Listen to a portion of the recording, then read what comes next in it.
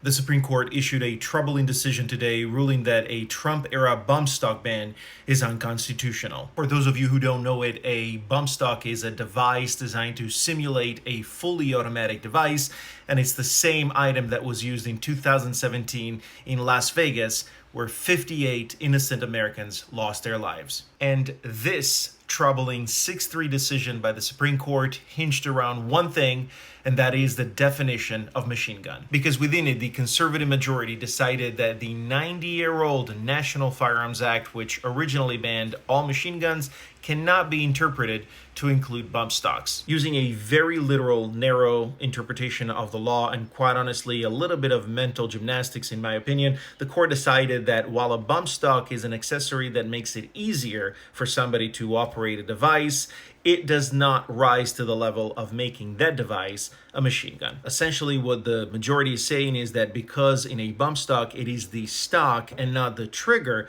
that makes that action possible, therefore, the bump stock itself, as an accessory, cannot be included in the description that the 1934 National Firearms Act gave of a machine gun. Unsurprisingly, the decision fell along ideological lines, with the conservative justices deciding once again that apparently the second is the only of the constitutional amendments that is truly untouchable. The decision doesn't have an immediate nationwide impact since 18 of the states already banned this type of device, but I think that challenges in the long run will be likely based on this decision. Ultimate solution would be for Congress to preemptively act, but that, of course, requires a Congress majority that is interested in protecting American lives. And that also goes for the rights that have to do with same-sex marriage, access to reproductive care, including contraception, and sadly enough to say, even interracial marriage nowadays. And that is why, as I always say, in the end, you're in control. And in November, it is imperative that you show up at the polls with a blue mindset